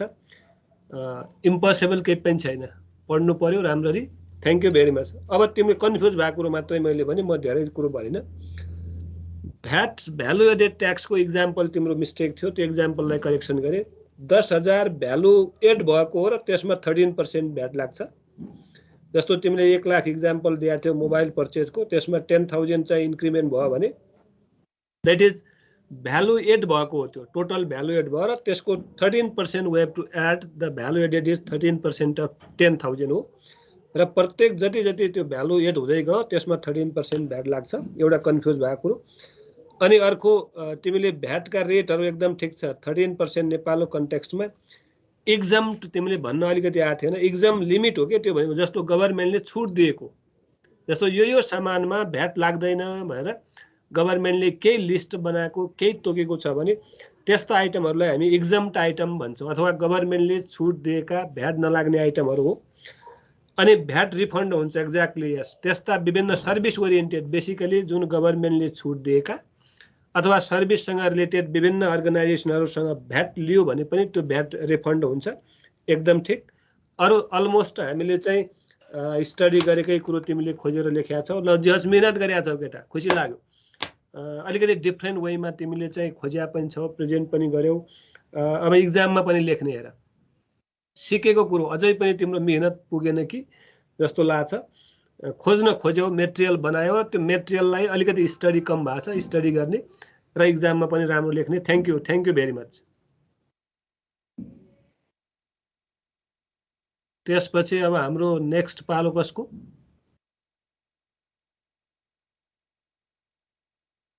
के भयो, बोलेन? कोही बोलेन कि डिस्टर्ब भयो क्या? मेरो होला सर। ओके, अब यस कञ्चनको के? Kanchan, miss Kanchan, are you ready? Sir म भोलि गर्छु, आज म एक्स्ट्रा वान। ल अब तिमी भोलि पनि नगर, किनभने भोलि पनि गर्न आवश्यक भएन, किनभने तिमीले मेरो लागि नै गर्ने अथवा अर्काको लागि गर्ने भन्ने सोचेर रहेछौ जस्तो लाग्यो। मैले हिजो नै के भनेको थिएँ भने, हिजो होइन अस्ति नै, अब हाम्रो टाइम छैन, प्रिपेयर भएर बनाउने भनेको थिएँ। ओके, ल मैले महेश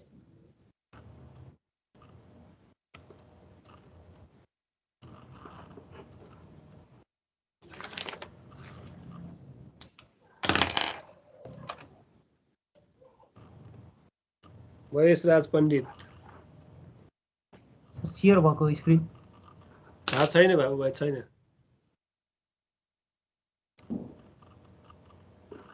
बल्ल हुँदैछ अब।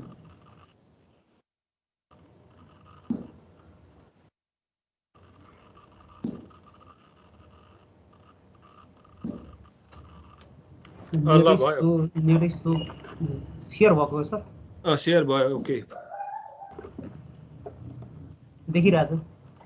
देखिरहेछ। ल आज नेटै अलि स्लो छ कि? ल भन सुनिरहेको। Good afternoon, everyone. Today we are going to talk about capital structure and dividend policy. And before we begin this topic, let us see what is inside this topic. The content ma chai introduction to capital structure, component of capital structure, analysis of capital structures, AIIMS of financial manager, factor affecting capital structure, कुन कुन फ्याक्टरले चाहिँ capital स्ट्रक्चरलाई effect गर्छ भन्ने कुरा नि discuss गर्छौँ। त्यसै गरी डिभिडेन्ड पोलिसी भनेको के हो नि कुरा गर्छौँ। वाइ डिभिडेन्ड पोलिसी चाहिँ किन आवश्यक छ भन्ने कुरामा नि गर्छौँ। Types of dividend policy double भएछ सरी। अनि फ्याक्टर एफेक्टिङ डिभिडेन्ड पोलिसी, कुन कुन फ्याक्टरले चाहिँ डिभिडेन्ड पोलिसीलाई एफेक्ट गर्छ भन्ने कुरामा नि डिस्कस गर्छौँ। So let's begin with what is capital structure. तिम्रो स्लाइड रोटेट भयो नि क्या हो? सेयर भएको छैन सर? सेयर भयो तर चलिरहेको छैन।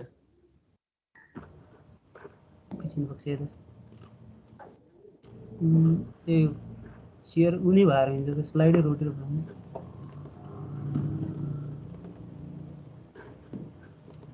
देखिया सर क्यापिटल स्ट्रक्चर भन्ने आयो। Capital structure and dividend policy आएको छ। अब त्यो भन्दा पछाडि एकछिन गर त, इन्टर गर त, चेन्ज गर न। चेन्ज गरेको ल अब चेन्ज भयो। Yes. So what is capital structure? Capital structure भनेको चाहिँ के हो भन्दाखेरि capital structure is the particular combination of डेप्ट and equity use by a company to finance its overall operation and growth. Capital structure भनेको चाहिँ combination of डेप्ट and equity. डेप्ट कुनै चाहिँ कम्पनीको ओभरअल अपरेसन गर्नलाई चाहिने डेप्ट र इक्विटी कति छ भन्ने कुरा नै क्यापिटल स्ट्रक्चर हो। डेप्ट भनेको चाहिँ डेप्ट is the money that arises from taking loan or issuing taking loan भनौँ होइन। अनि इक्विटी भनेको चाहिँ ओनरसिप अफ एनी एसेट, कुनै पनि कम्पनीमा आफ्नो कति लगानी गरे भन्ने कुरा चाहिँ इक्विटी हो। त्यो भनेको नै क्यापिटल स्ट्रक्चर हो। त्यस्तो चेन्जै हुँदैन नि त। अनि इक्विटी सेयर भयो सर? तिम्रो चेन्ज भएन कि अझै पनि? यो फेरि यहाँ ब्याक गर्दै इन्टर गऱ्यो भने मात्र चेन्ज हुने रहेछ क्या। फेरि के भयो तिम्रो थर्ड अब भयो, फोर्थ स्लाइडमा गयो। त्यो सर यहाँ अब इन्टर गर्दै फेरि ब्याक गरेर गरे मात्र चेन्ज भयो क्या। खै अब कसरी होला बनाउनु भन न। फोर्थ स्लाइड नम्बर 4 मा छ तिम्रो।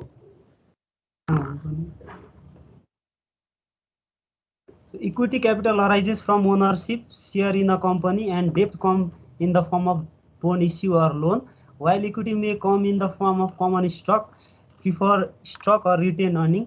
Common stock भनेको चाहिँ it is type of stock जुनमा चाहिँ हाम्रोमा भोटिङ राइट हुन्छ। अनि प्रिफर स्टकमा चाहिँ भोटिङ राइट हुँदैन, तर त्यसमा चाहिँ हामीले डिभिडेन्ड चाहिँ क्लेम गर्न मिल्छ। अनि रिटेन अर्निङ भनेको चाहिँ रिटेन अर्निङ भनेको चाहिँ इट इज अर्निङ सरप्लस हो, जुनमा चाहिँ कुनै पनि हाम्रो स्टकबाट चाहिँ प्रफिट भयो अरे, कुनै कम्पनीमा चाहिँ प्रफिट भयो, त्यसमा चाहिँ अब हामीले डिभिडेन्ड छुट्याएर बाँकी रिइन्भेस्टमेन्ट गर्न राखेको पैसा चाहिँ रिटेन अर्निङ हो। अनि सर्ट टर्म डेप्ट is also consider to be part of capital structure. Short term डेप्ट भनेको चाहिँ विथिन 1 इयरमा चाहिँ हामीले दिनुपर्ने डेप्ट छ भने चाहिँ त्यो सर्ट टर्म डेप्ट हो। त्यो पनि it is a part of capital structure. Firm in different industries will use capital structure better suited for their types of business. Capital intensive industries like auto manufacturing industry may utilise more डेप्ट, while labor intensive or service oriented firm like software companies may use prioritize equity। यो के भने भन्दाखेरि चाहिँ जुन चाहिँ इन्डस्ट्रीमा चाहिँ अब आफ्नो क्षमता अनुसारको क्यापिटल युज गर्छ भन्ने हो। अनि त्यसमा चाहिँ अब जसले चाहिँ अब मोर क्यापिटल युज गर्छ। सर एकैछिन है, यहाँ एकैछिन, 1 मिनट।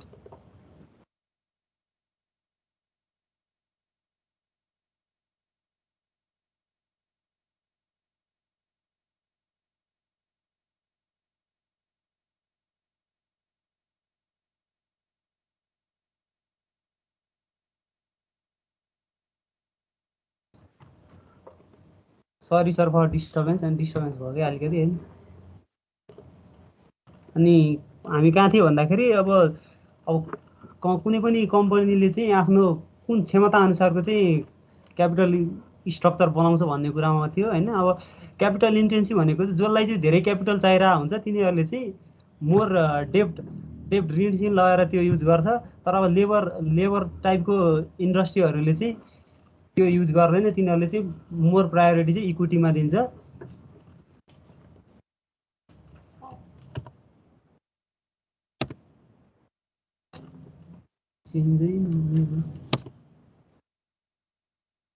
त्यसपछि आयो कम्पोनेन्ट्स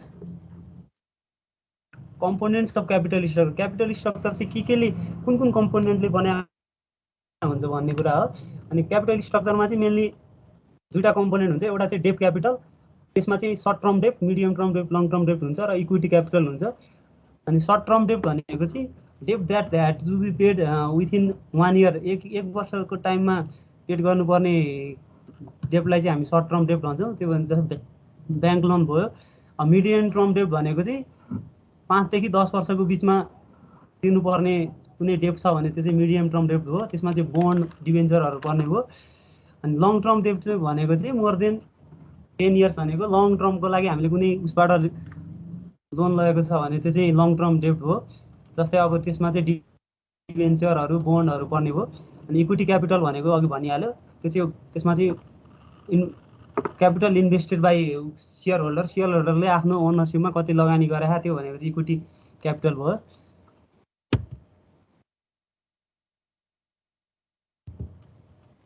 अर्को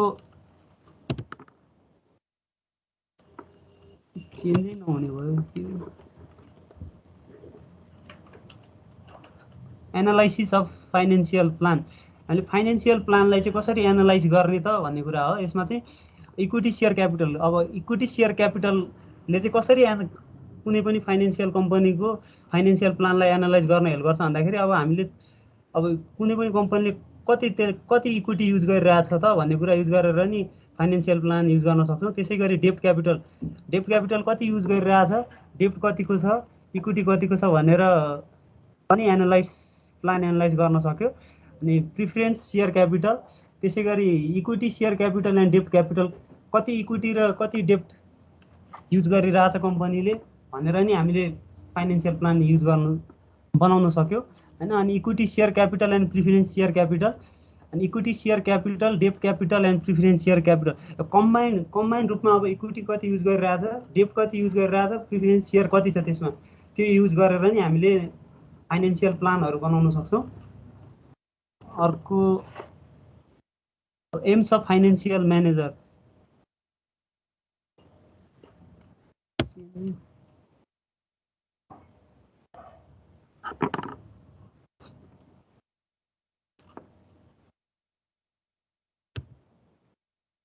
चेन्जै भइरहेको होइन। तिमीले कसरी सेयर गरेका छौ? सेयर त ठिकै थियो सर। किन चेन्ज हुँदैन त? ठिकै छ। किन यो चेन्जै भइरहेको छैन कि आफै ब्याक गर्दै फेरि इन्टर हाने फेरि गरे मात्र नहुने रहेछ कि के हो? यो हामीले पनि सेयर चेन्ज गर्न मिल्छ के?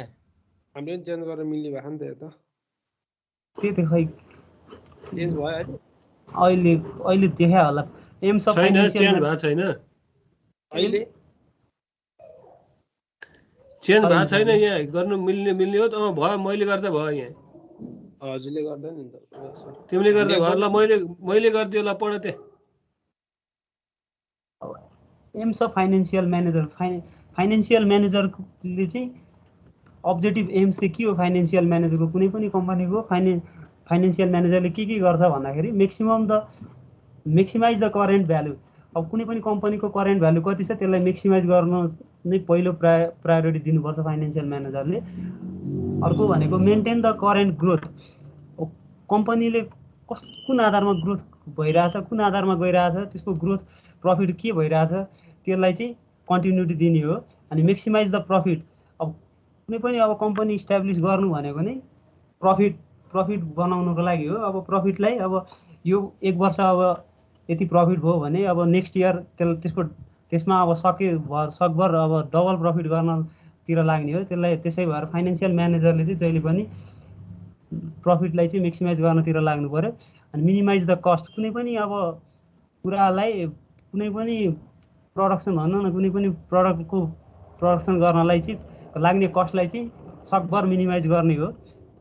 अनि एभोइड ब्याङ्क्रप्ट। अब कम्पनी इस्टाब्लिस गरिसकेपछि अब कहिलेकाहीँ अब घाटामै जान सक्यो, फाइदा नै हुने हो।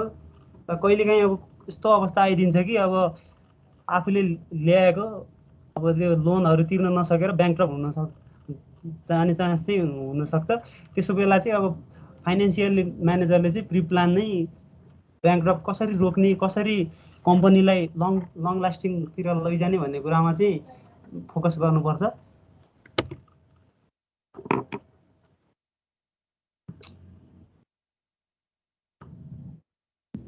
चेन्ज भएको छैन तिम्रोमा? मैले चेन्ज गरेँ त यहाँ, त्यहाँ भएको छैन? भएन फ्याक्टर एफेक्टिङ क्यापिटल स्ट्रक्चर भन्ने आएको छ, छैन?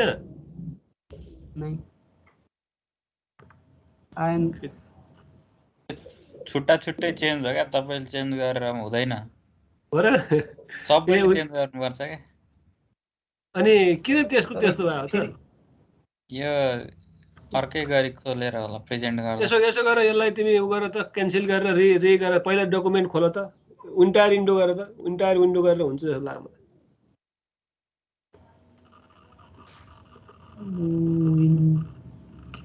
त्यो पहिला खोलेर मिनिमाइज गरेर त्यो डकुमेन्ट खोल त। डकुमेन्ट त खुलै छ। कहाँ छ त? ल अब भयो, ल गर त।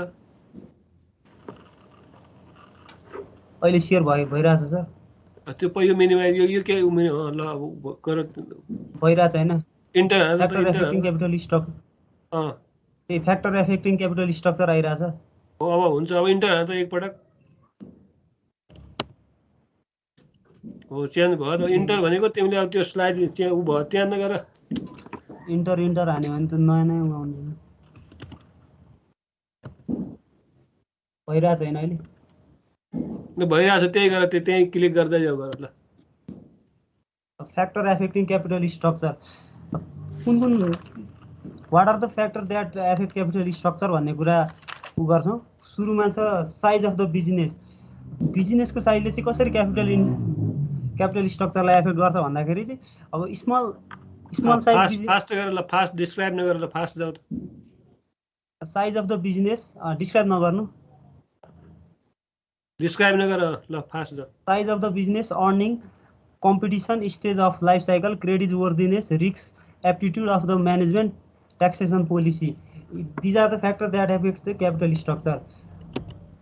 अर्को छ importance of capital structure. What are the importance of capital structure भने क्यापिटल स्ट्रक्चरको इम्पोर्टेन्ट भनेको चाहिँ increase in the values of the firm, utilise the available fund, maximization of return, minimizing the capital, solvency or liquidity position, flexibility, undisputed controlling, and minimization of financial risks. These are the importance of capital structure. अर्को छ dividend policy. What is dividend policy भन्दाखेरि dividend policy is the policy of a company uses to structure its dividend payout to shareholder. A dividend policy of a company is the division of its profit between shareholder as dividend and retention for its investment is known as dividend policy. सुरुमा चाहिँ यहाँ हामीले एउटा life cycle of dividend policy, life cycle कसरी dividend बाँड्छ भन्ने कुरालाई यहाँ ग्राफिकल रिप्रेजेन्टेसन छ। सुरुमा चाहिँ generated profit and retain earning, कम्पनीले कति प्रफिट जेनेरेट गर्यो र त्यसमा हामीले रिटेन अर्निङमा कति छुटाउने भन्ने कुरा डिस्कस गर्छौँ। त्यसमा चाहिँ excess profit distributed among shareholder, त्यसमा चाहिँ अब रिटेन अर्निङमा छुटाइसकेको पैसालाई चाहिँ छुट्याएर राखेको र बाँकी भएको पैसालाई चाहिँ हामीले सेयर होल्डरमा डिभिडेन्ड बाँड्छौँ। अनि त्यो डिभिडेन्डलाई चाहिँ बिओडीले बोर्ड अफ डिरेक्टरले एप्रुभ गर्छ। अनि त्यसपछि हामीले अब कहिले डिभिडेन्ड दिने भनेर कुनै डेट फिक्स गर्छौँ।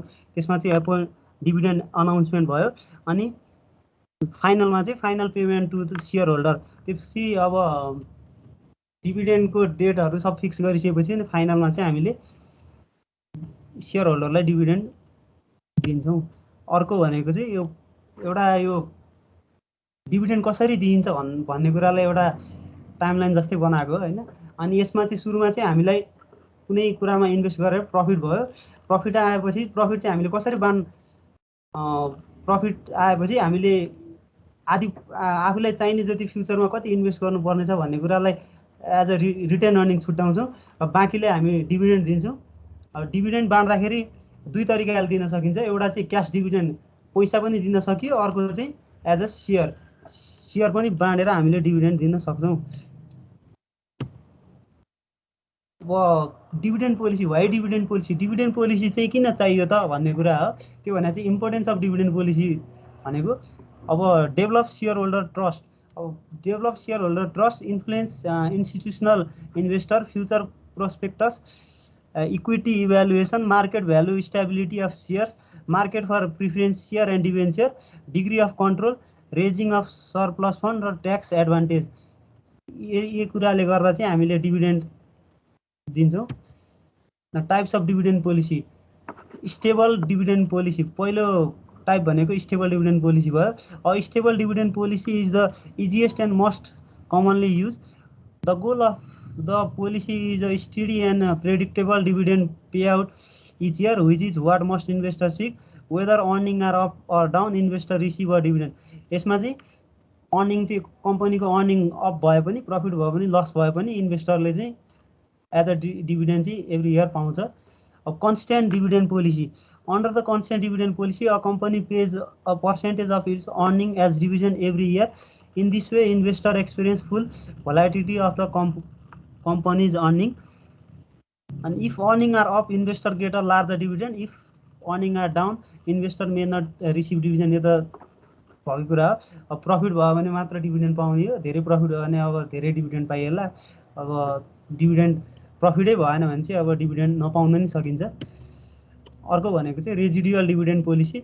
Residual dividend policy is also highly volatile, but some investors sees it as the only acceptable dividend policy. With a residual dividend policy, the company pays out what dividend remain after the company has paid for capital expenditure and working capital.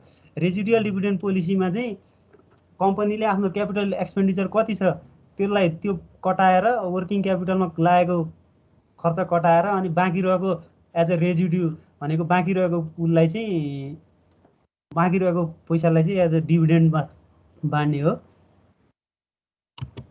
अनि factor affecting dividend policy, कुन कुन फ्याक्टरले चाहिँ dividend पोलिसीलाई effect गर्छ भन्ने कुरा हो। यसमा चाहिँ सुरुको भनेको फर्स्ट भनेको stock market, cash reserve, taxation policy, growth opportunities, change in government policy, repayment of डेप्ट, कतिको डेप्ट तिर्न सक्छ त्यसले नि डिभिडेन्ड पोलिसीलाई एफेक्ट गर्यो।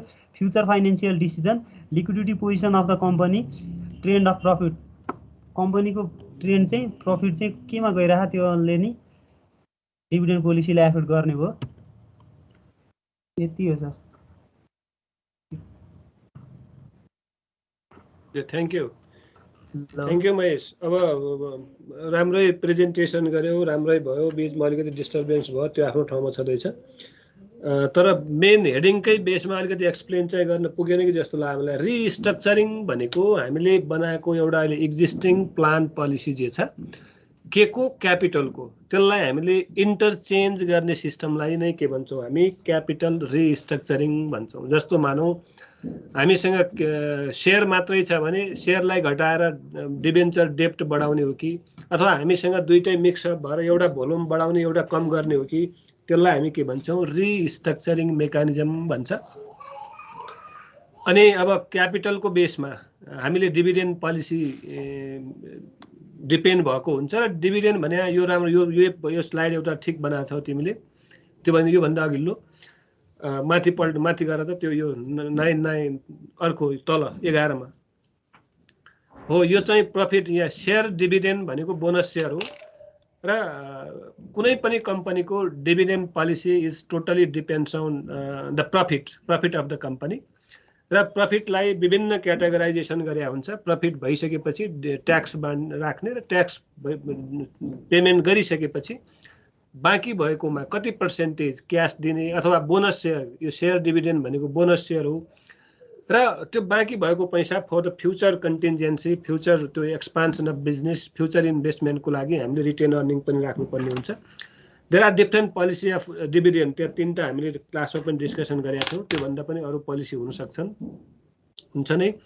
र विभिन्न फ्याक्टरले डिभिडेन्ड पोलिसीमा इम्प्याक्ट गर्छ। तिमीले अलिकति एक्सप्लेन गर्न बिगारे जस्तो लाग्यो। यो भनेको डिभिडेन्ड पेमेन्ट गर्ने बेलामा कुन कुन फ्याक्टरले इम्प्याक्ट पार्छ भन्ने कुरो हो। त्यो प्रफिट भयो, तर त्यो प्रफिटलाई हामीले कहाँ एलोकेट गर्यौँ त?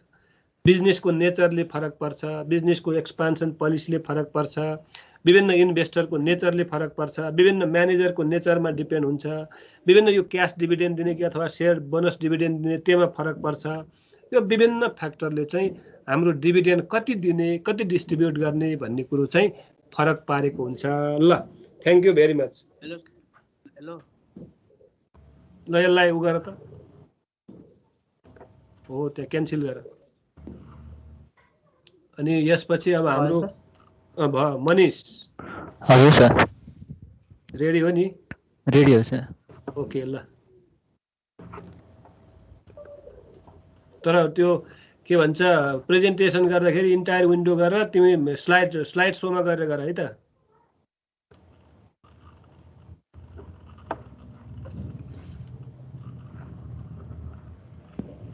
ए सेम हो, तिम्रो पनि यही हो च्याप्टर? हजुर सर, हाम्रो ग्रुपकै यही हो ए च्याप्टर। ल ल ल भन त, ग्रुपमै अब एकै ठाउँमा परेछौ, के गर्ने त। नरेशको पनि यही होला, त्यसो भए नरेशलाई आज निशनको पनि यही हो, नेसनको नि मिस्टर नेसन? हो सर, मेरो पनि हो। यही हो मेरो कर्पोरेट रिस्ट्रक्चरिङ हो। ए ल ठिक छ, गुड। ल अब नरेशलाई नदिने, त्यसो भए यो अलिकति बोर हुने भयो। Okay, now let's go. Good afternoon ladies and gentlemen, it's me Manish Shrestha. मेरो चाहिँ प्रेजेन्टेसनको टपिक रहेको छ capital restructure and dividend policy. Capital structure and dividend policy रहेको छ। पहिला सुरु चाहिँ बुझ्यौँ हामी, यो स्ट्रक्चर भनेको चाहिँ स्ट्रक्चरको लिटरल मिनिङ भनेको चाहिँ बनावट हो। बनावट अर्थात् हाम्रो कम्पनी फिल्म चाहिँ हाम्रो कुन बनावटमा बनिरहेको छ भने, सपोज अब एउटा इक्जाम्पल दिउँ, एउटा हामीले साथीहरू मिलेर, सपोज 2-3जना साथीहरू मिलेर एउटा फिल्म दर्ता गऱ्यौँ, जसमा चाहिँ हाम्रो साथीहरूले आफ्नो आय सक्ने जतिको आफ्नो पैसा हालेर उसले चाहिँ फर्म दर्ता गरेर क्यापिटल बनायो। हामीले त्यो जति पनि साथीहरूले हालेको पैसा छ जुन चाहिँ, त्यो चाहिँ एज एन सेयर होल्डर, साथीहरू चाहिँ सेयर होल्डर हुन्छ र उनीहरूले आफ्नो पोर्सन जति हालेको छ पैसा, त्यो अनुसारको उनीहरूले क्यापिटल स्ट्रक्चर गरिरहेको हुन्छ। अनि त्यही पैसाले हामीले विभिन्न एसेट्सहरू किन्छौँ, अनि कम्पनी चलाउनलाई वर्किङ क्यापिटल जुटाउँछौँ। त्यो भयो। अनि यदि फर्दर त्यति हालेको साथीहरूबाट हालेको एज एन सेयर होल्डरबाट हालेको पैसाले मात्रै पनि पुगेन भने फर्दर मोर हामीले ब्याङ्कहरूबाट लोन डिभेन्चर इस्यु गरेर पनि बनाउन सकिन्छ क्यापिटल स्ट्रक्चरलाई चाहिँ।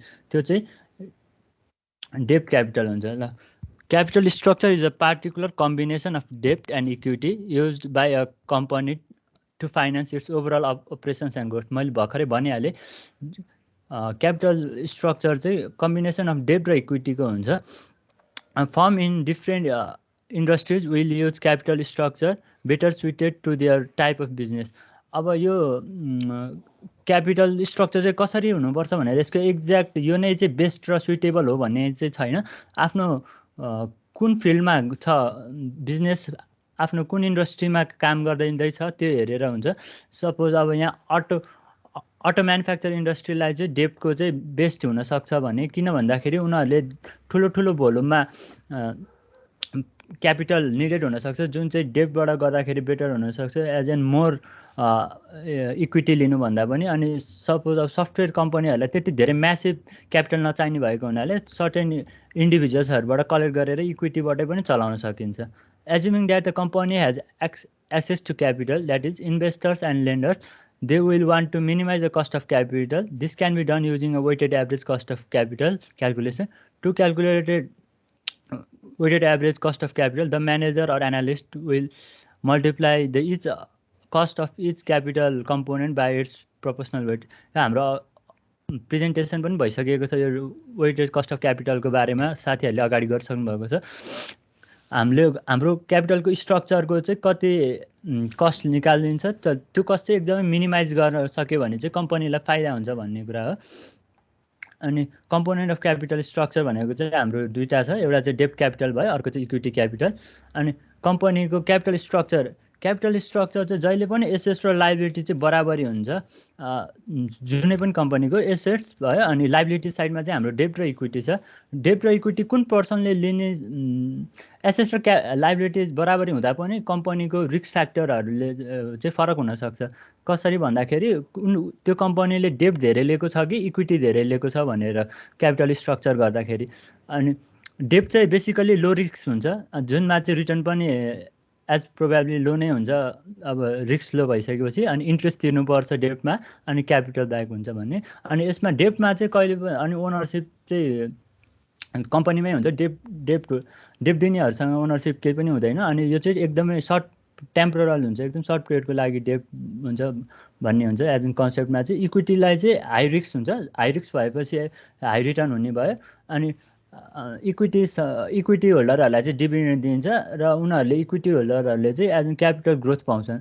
र इक्विटी होल्डरसँग जोसँग धेरै रिस्क लिएर हुन्छ उनीहरूसँग ओनरसिप पनि हुन्छ र भोटिङ राइट्स पनि हुन्छ। अनि यो चाहिँ as an long term permanent हुन्छ इक्विटी होल्डरहरू चाहिँ।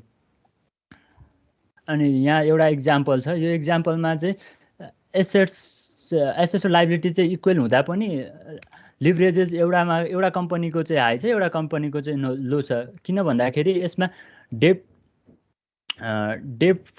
बेसी छ भन्नुको अर्थ यसमा चाहिँ हाई लिभरेजेस छ, इक्विटी कम जम्मा 10% मात्रै छ। अनि अर्कोमा लो लिभरेजेसकोमा हेर्ने हो भने इक्विटी चाहिँ 40% छ र डेब्ट चाहिँ 10% छ। यसको अर्थ हामीले डेब्ट टु इक्विटी रेसियो जुन पढिरहेको थियौँ त्यसबाट निकाल्ने हो। यो चाहिँ हाई लिभरेजेस र लो लिभरेजेस भन्ने कुरो, कतिको रिस्क छ कम्पनी भन्ने कुरा यो थाहा भयो। अनि डेब्ट भर्सेस इक्विटी, अब डेब्ट investor take less risk because they have the first claim on the assets of the business in the event of bankruptcy.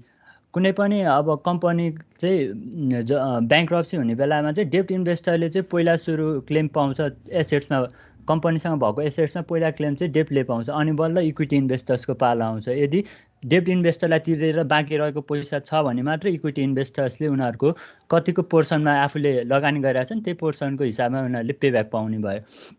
अनि equity investor take more risk as they only receive the residual value after the debt investor have been repaid. In exchange for the risk, investor accept a high rate of return, and therefore it implies the cost of equity is greater than the debt. High risk भएको हुनाले इक्विटीमा चाहिँ cost of equity चाहिँ greater हुन्छ then that of डेब्ट भन्ने भयो। अनि trade off between, अब इक्विटी र डेब्टको चाहिँ प्रोज एन्ड कन्सहरू के छन् चाहिँ हामीले हेर्छौँ। अनि इक्विटीको प्रोज एन्ड कन्समा हेर्दाखेरि चाहिँ नो इन्ट्रेस्ट पेमेन्ट, इक्विटीबाट यदि क्यापिटल कलेक्सन गरिरहेछौँ भने हामीले इन्ट्रेस्ट भनेर कसै थर्ड पार्टीलाई दिइराख्नु पर्दैन, रेगुलर इन्ट्रेस्ट दिनु पर्दैन। The mandatory fix payment dividend are discriminatory, यो भनेको चाहिँ इन्ट्रेस्ट फिक्स दिन नपरे पनि जति कमाएको छ त्यही हिसाबले डिभिडेन्ड चाहिँ हामीले दिन्छौँ।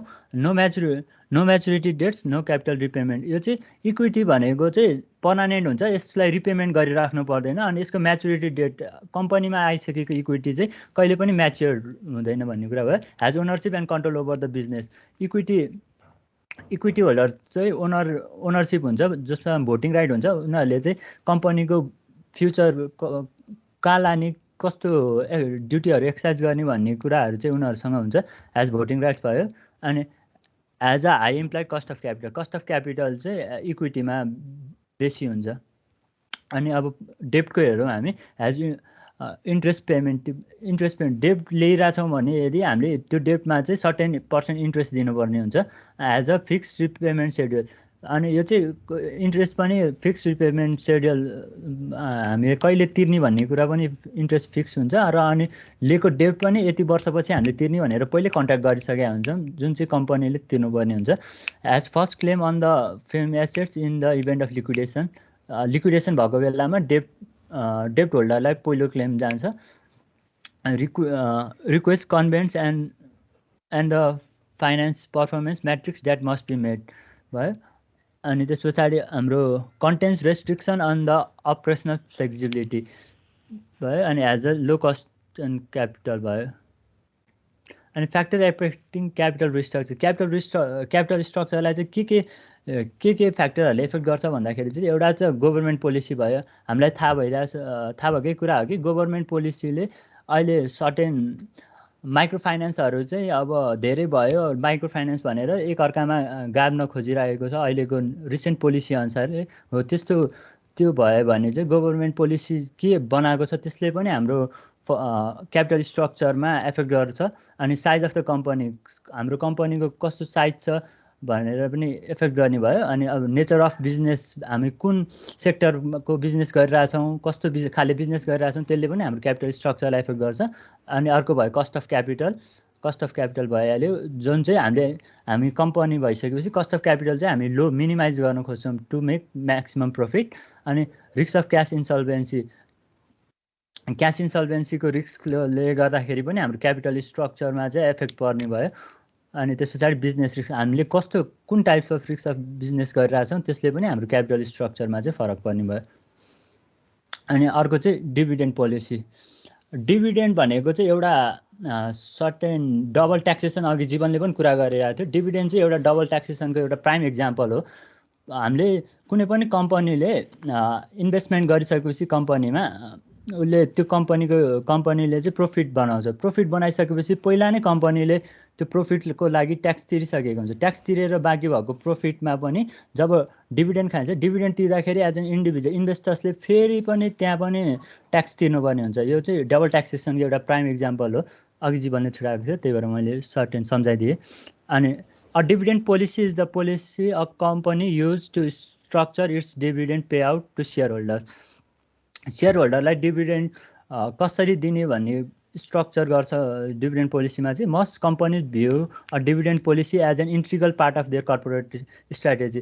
कर्पोरेट स्ट्राटेजी आफ्नो इन्भेस्टर्सहरू खुसी बनाउनको लागि पनि यो चाहिँ प्राइम स्ट्राटेजी हुन्छ। आफ्नो इन्भेस्टर्सहरूलाई खुसी बनाउनलाई पनि डिभिडेन्ड चाहिँ धेरै दिउँ भन्ने एउटा कम्पनीको स्ट्राटेजी नै हुन्छ। अनि management must decide on the dividend amount, timing and various other factors that influences the dividend payment. Management कमिटीले चाहिँ डिभिडेन्ड एमाउन्ट कति दिने, कहिले दिने, यस्तो भेरियस फ्याक्टरहरूले चाहिँ डिभिडेन्ड पेमेन्टलाई इम्प्याक्ट गर्छ। अब dividend policy involves the decisions whether to retain earning for capital investment and other purpose. Retain अर्निङमा कति राख्ने पैसा भन्ने कुरा, अनि distribute earning in the form of dividend among share होल्डर्सको लागि कति डिभिडेन्ड बाँड्ने, to retain some earning and to distribute remain earning to the shareholder. कति चाहिँ रिटेन अर्निङमा राख्ने र कति चाहिँ सेयर होल्डरलाई डिस्ट्रिब्युट गर्ने भन्ने कुरा पनि भयो डिभिडेन्ड पोलिसी चाहिँ। अनि टाइप्स अफ डिभिडेन्ड पोलिसी चाहिँ अब एउटा छ, देयर आर 3 टाइप्स। एउटा टाइप चाहिँ stable dividend policy. A stable dividend policy is the easiest and the most common use. The goal of the policy is a steady and a predictable dividend without each year payout each year, which is what most investors seek. Whether earnings are up or down, investor receives a dividend. यसको अर्थ चाहिँ कम्पनीले एउटा stable एमाउन्टमा dividend दिइराखेको, धेरै fluctuation नहोस् भन्ने भयो।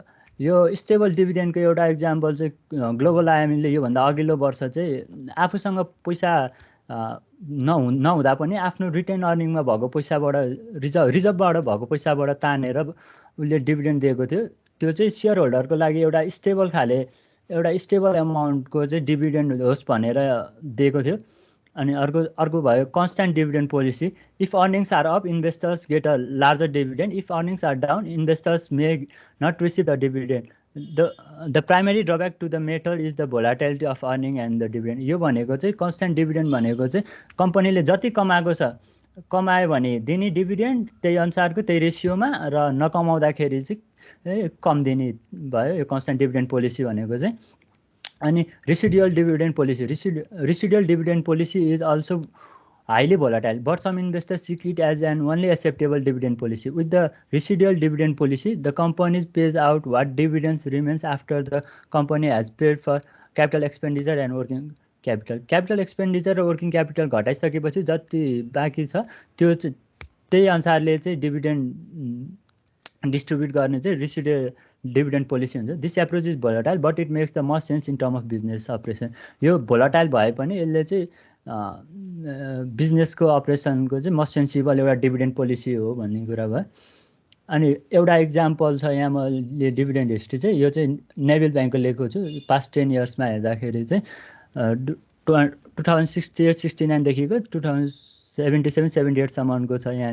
यहाँनिर देख्न सक्छु बोनस भनेर छुट्टै छ। यो चाहिँ बोनस डिभिडेन्ड भयो अनि यो चाहिँ क्यास डिभिडेन्ड भयो र टोटल डिभिडेन्ड हिस्ट्री छ। अनि यो चाहिँ अनि सेयर होल्डरले यदि यो बुक क्लोज डेटसम्म आफूसँग सेयर छ त्यो कम्पनीको भने मात्रै यो बोनसमा क्लेम गर्न पाउँछ।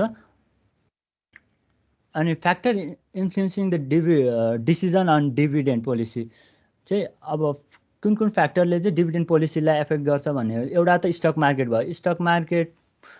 स्टक मार्केटमा डाइरेक्टली रेप्लिकेट हुने स्टक मार्केट रेप्लिकेट हुने भएको भएर डिभिडेन्ड पोलिसी चाहिँ पोलिसी इम्प्याक्ट गर्छ। अनि अर्को भयो क्यास रिजर्भ, क्यास आफूसँग कतिको रिजर्भ छ, कतिको स्ट्रङ रिजर्भ छ त्यो अनुसारले डिभिडेन्ड पोलिसी भयो। अनि अर्को भयो ट्याक्सेसन पोलिसी। ट्याक्सेसन पोलिसीमा अर्को अहिले चलेको भनेको चाहिँ माइक्रो फाइनेन्सलाई चाहिँ मोर क्यास डिभिडेन्ड भन्दा पनि मोर टु द बोनस डिभिडेन्डमा फोकस गर्नु भनेर निकालेको थियो एउटा पोलिसी भर्खरै। त्यस्तो पोलिसीहरूले पनि डिभिडेन्ड पोलिसीलाई चाहिँ इन्फ्लुएन्स गर्छ। अनि अर्को भनेको ग्रोथ अपर्च्युनिटिजले पनि डिभिडेन्ड पोलिसीलाई इम्प्याक्ट गर्ने नै भयो। त्यो कति आफूलाई क्यास चाहिरहेछ भने यदि क्यास चाहिरहेछ भने क्यास डिभिडेन्ड नबाँडेर बोनस डिभिडेन्ड बाँड्न सक्यो। अनि त्यस पछाडि चेन्ज इन गभर्मेन्ट पोलिसीले गभर्मेन्टले कस्तो पोलिसी ल्याउँछ त्यसले एफेक्ट गर्ने भयो। अनि ट्रेन्ड इन प्रफिटको कस्तो ट्रेन्ड छ त आफ्नो ट्रेन्ड त्यही अनुसारले डिभिडेन्ड बाँड्ने भएको हुनाले ट्रेन्ड इन प्रफिटले इम्प्याक्ट पर्ने भयो। अनि रिपेमेन्ट अफ डेब्ट, यदि डेब्ट तिर्नुपर्ने बेलाको हो भने त्यो बेलामा चाहिँ डिभिडेन्डमा डाइरेक्टली इम्प्याक्ट पर्छ, त्यही भएर इन्फ्लुएन्सिङ फ्याक्टर हुन्छ। अर्को भनेको लिक्विडेसन पोजिसन, यदि कम्पनी लिक्विडेट हुने बेलामा छ भने डिभिडेन्ड पाइँदैन भन्ने कुरा। थ्याङ्क यू, यति हो सर मेरो। Okay, thank you very much Manish. ल तिमीले पनि एउटा छुट्टै विथ इक्जाम्पल प्रेजेन्ट गर्यौ र डिभिडेन्ड पोलिसीका विभिन्न चाहिँ अब त्यो टेक्निकहरू हुनसक्छन्, फरक कम्पनीको फरक वेमा क्यापिटल स्ट्रक्चर पनि हामीले डिस्कसन गऱ्यौँ। Thank you very much. मैले यसमा धेरै एक्सप्लेन गरिनँ र यहाँ चाहिँ अलिकति मैले बिगाऱ्यो कि बेजोन पहिला धेरै कम थियो क्या अनलाइन क्लासमा। बेजोन कार्की हजुर सर म कम थिएँ सर। हो त्यो म त अहिले यहाँ हेर्दाखेरि यसो अचम्म लाग्यो त त्यो खोज्दै आउने यहाँ कम छ क्या हो भनेपछि यहाँ 2-4 जनाको मैले नाम भने। मैले आज यति नै गरेँ। अब नेक्स्ट सन्डे मैले भोलि चाहिँ मेरो इक्जाम छ। इक्जाममा हिजो पनि इक्जाम थियो, हतारमा आउँदाखेरि अलिकति गाह्रो त्यो, तिमीहरूलाई नमिल्ने मलाई पनि नमिल्ने। सन्डे गरौँला है त। 4 जनाको बाँकी छ, मैले 4 जनाको बाँकीको नामै भने। सन्डे भएन भने सन्डे भन्दा पछि हुँदैन। कञ्चन, नरेश, नेसन, 5 जना छ क्या हो। प्रकाश पनि छ। प्रकाश भन्ने मान्छे आज आए पनि छैन, आइपुग्यो अहिले मिस्टर प्रकाश। अनि श्वेता, 5 जना भयो। 5 जनाको हामी कुन डे गर्ने ल तिमीहरू नै भन। सन्डे गर्दा नि हुन्छ सर।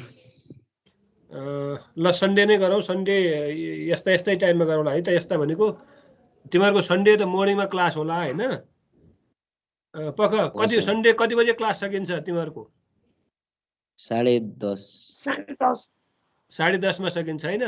ल सन्डे 11 बजे। अन्य कुराहरू यथावत भयो भने म मेसेज हाल्छु, होइन भने 11 बजेबाट तिमीहरूको क्लास हुन्छ है त। हुन्छ सर। सन्डे हामी सकिन्छ होला जस्तो छ। 5 जना। कुनै अरू केही समस्या छ भने त्यो समस्यामा पनि हामी डिस्कसन गरौँला। ओके ल, by by. By by sir.